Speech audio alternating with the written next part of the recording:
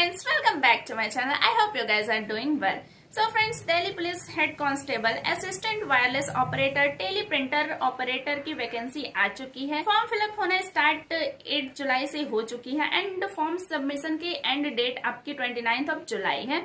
सो without wasting time form को fill up कर दीजिए। सो इस वीडियो में हम लोग इस फॉर्म को फिल करने की एक एक स्टेप अच्छे से देखेंगे ताकि आप लोगों को कोई मिस्टेक ना हो इस फॉर्म को फिल करने में। तो फॉर्म फिल करने से पहले कुछ बेसिक डिटेल इस वैकेंसी के बारे में हम लोग जान लेते हैं। लाइक क्या होंगी education qualification, total number of vacancies कितनी है एंड मोस्ट इंपॉर्टेंट सैलरी कितनी होगी। अगर एजुकेशन क्वालिफिकेशन की बात करें तो जिस भी कैंडिडेट ने 10+2 मैथमेटिक्स एंड साइंस से कर रखा है वो लोग इस फॉर्म को अप्लाई करने के लिए एलिजिबल है। एंड एज लिमिट की बात करें तो जनरल कैटेगरी वालों के लिए 18 to 27 ईयर्स की एज लिमिट रखी गई है। ओबीसी के लिए 3 ईयर की एक्स्ट्रा छूट दी गई है एंड एसटी/एससी के लिए 5 ईयर्स की छूट दी गई है। इस फॉर्म को मेल एंड फीमेल दोनों ही अप्लाई कर सकते हैं। फीमेल कैंडिडेट भी इस फॉर्म के लिए अप्लाई कर सकती हैं। So category wise total number of vacancies male and female के लिए कितनी है आप स्क्रीन पे देख सकते हैं। सैलरी की बात करें तो ये पे लेवल 4 के अकॉर्डिंग 25,500 से लेकर 81,100 तक हो सकती है। तो ये थी कुछ बेसिक डिटेल इस वैकेंसी को फिल करने से पहले। ये फटाफट से कंप्यूटर स्क्रीन पे चलते हैं और इस फॉर्म को फिल करते हैं। बट हाँ, फॉर्म फिल करने से पहले अगर आपने चैनल को सब्सक्राइब नहीं किया है तो चैनल को सब्सक्राइब कर देना। सबसे पहले आपको किसी एक ब्राउज़र पे जाना है। आप ssc.nic.in टाइप कर लेंगे। उसके बाद आप एसएससी के पोर्टल पे आ चुके हैं। यहाँ पे आप सिंपली यूज़र नेम अपना और पासवर्ड एंड कैप्चा डाल के लॉगिन कर लेंगे। आपको यूज़र नेम मिलेगा अगर आपने पहले कभी एसएससी के साइट पे रजिस्ट्रेशन कर रखा है, किसी फॉर्म को फिल किया है एसएससी का, तो आपको आपका यूज़र नेम पता होगा एंड पासवर्ड। और अगर आप न्यू कैंडिडेट हैं, पहली बार एसएससी के किसी फॉर्म को फिलअप कर रहे हैं, तो आप रजिस्टर नाउ बटन पे क्लिक करके रजिस्ट्रेशन कर सकते हैं। अगर आपको नहीं पता है कैसे रजिस्ट्रेशन करना है तो आप आई बटन पे जाके चेक कर सकते हैं। मेरा इससे पहले वाला वीडियो जो कि दिल्ली पुलिस कांस्टेबल ड्राइवर के फॉर्म में मैंने बताया है कि कैसे रजिस्ट्रेशन करना है एज ए न्यू कैंडिडेट, तो आप उसको चेक कर सकते हैं। तो यहाँ पे क्योंकि मैंने ऑलरेडी रजिस्टर कर रखा है, मैं user name password and captcha डाल के लॉगिन करूँगी। अब हमें हेड कांस्टेबल वाली फॉर्म फिलअप करनी है तो यहाँ पे अप्लाई नाउ बटन, अप्लाई पे क्लिक कर देना है। तो यहाँ पे आप देख सकते हैं कि ऑलरेडी फॉर्म, क्योंकि मैंने रजिस्ट्रेशन कर रखा है, कुछ डिटेल्स ऑलरेडी फिलअप है और कुछ मुझे फिल करना है। अगर आपने रजिस्ट्रेशन जो कर रखा है उसमें कुछ डिटेल आपको मॉडिफिकेशन करनी है तो यहाँ पे आप मॉडिफाई रजिस्ट्रेशन पे जाके डिटेल आप मॉडिफाई कर सकते हैं। यहाँ पे 15 नंबर पे ओनली, तो आपके पास अगर दिल्ली गवर्नमेंट के द्वारा इशू किया गया ओबीसी सर्टिफिकेट है तभी आप यहाँ पे यस मार्क कर सकते हैं, नहीं तो आप नो को टिक करेंगे। बिकॉज अगर आप किसी दूसरे स्टेट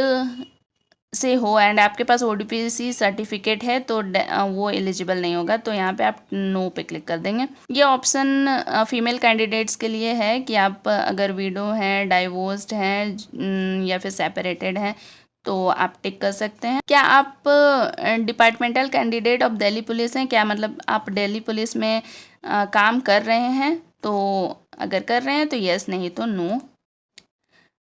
क्या आप दिल्ली पुलिस में एज ए कांस्टेबल वर्क कर रहे हैं, अगर हैं तो यस, नहीं तो नो। कंफर्म कर दीजिए आप यहाँ पे कर रहे हैं या नहीं, तो नो।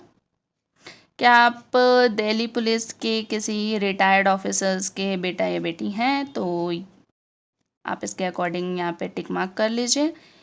अगर आपने अपने स्टेट या कंट्री को स्पोर्ट्स में रिप्रेजेंट करा है कंट्री लेवल या स्टेट लेवल पे, तो यहाँ पे आप टिक कर दीजिए। नहीं किया है तो नहीं कीजिए। अब यहाँ पे आपको सेलेक्ट करना है अपना सीबीटी एग्ज़ाम का मीडियम। तो आपका सीबीटी जो एग्ज़ाम होगा उसको आप हिंदी में एग्ज़ाम देना चाहते हैं या इंग्लिश में, तो आप मीडियम यहाँ पे सेलेक्ट कर लीजिएगा। कंफर्म कर लीजिए मीडियम। यहाँ फटाफट से आप अपने exam centre 3 exam centre choose कर लीजिए। क्या आपने आर्म्ड फोर्स को पहले सर्विस दे चुके हैं या फिर दे रहे हैं, तो आप यहाँ पे सेलेक्ट कर लीजिए। अगर दे रहे हैं तो आपको यहाँ पे डिटेल फिल करनी होगी कि आपने कब आर्मी ज्वाइन करी है, कब वहाँ से रिटायर्ड हुए हैं और कितने दिन के लिए आपने आर्मी में काम करी है, तो ये चीज़ आपको फिल करनी होगी। और नहीं है तो यहाँ पे नो पे क्लिक करके आप आगे बढ़ सकते हैं। यहाँ पे एज रिलैक्सेशन पूछी जा रही है आपसे, तो ओबीसी या एसटी एससी आप अगर हैं तभी एज रिलैक्सेशन आपको मिलेगी।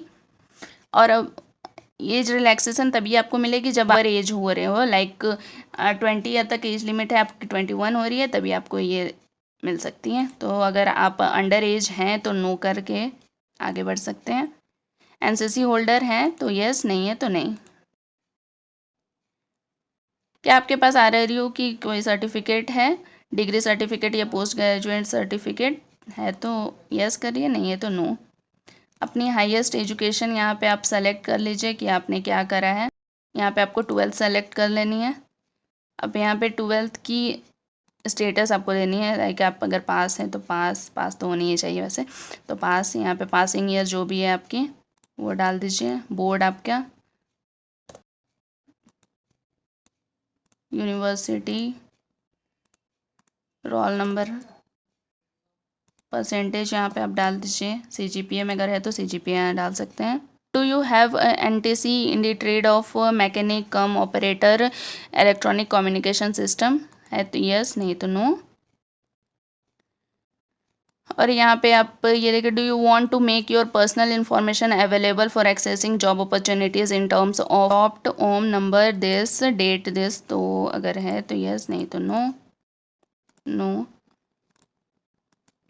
और यहाँ पे आपकी एड्रेस ऑलरेडी फिल्ड है। यहाँ पे सिंपली आपको अपनी फ़ोटोग्राफ और सिग्नेचर अपलोड करनी है। फ़ोटोग्राफ की साइज़ आपकी इतनी होनी चाहिए, under 20 to 50 KB, and signature की साइज़ 10 KB to 20 KB होनी चाहिए। तो फटाफट से फ़ोटोग्राफ यहाँ पे मैं सबमिट कर देती हूँ, एंड सिग्नेचर। अगले यहाँ पे आपको सेलेक्ट कर लेना है कि अगर आपने ये जो फ़ोटोग्राफ अपलोड किया है वो 8 मार्च के बाद की है या पहले की है। तो यहाँ पे मेरी बात की है तो यस। यहाँ पे एग्री पे क्लिक करिए, कैप्चा यहाँ पे डाल दीजिए, प्रीव्यू बटन पे क्लिक करना है। उसके बाद अब प्रीव्यू कर लीजिए सारी डिटेल्स को। उसके बाद अगर कोई गलती आपको दिख रही है तो यहाँ पे मॉडिफाई, एडिट मॉडिफाई बटन पे क्लिक करके मॉडिफाई कर सकते हैं, नहीं तो सबमिट आप कर दीजिए।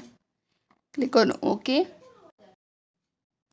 यस, मैं पेमेंट करना चाहती हूँ। आप पेमेंट किस मोड में करने चाहते हैं, ऑनलाइन मोड या ऑफलाइन मोड, तो आप ये सेलेक्ट कर लीजिए ऑनलाइन मोड में, सबमिट क्लिक कर दीजिए। अब यहाँ पे आपको गेटवे सेलेक्ट करना है कि किसके थ्रू आप पेमेंट करना चाहते हो, तो यहाँ पे यूपीआई के थ्रू आप करना चाहते हैं, यूपीआई। यहाँ पे क्यूआर कोड सेलेक्ट कर लीजिए, क्यूआर के थ्रू आप चालान कटाएंगे। उसके बाद यहाँ पे आपका ये चालान काटने के बाद एप्लीकेशन फॉर्म सक्सेसफुली सबमिट हो जाएगी।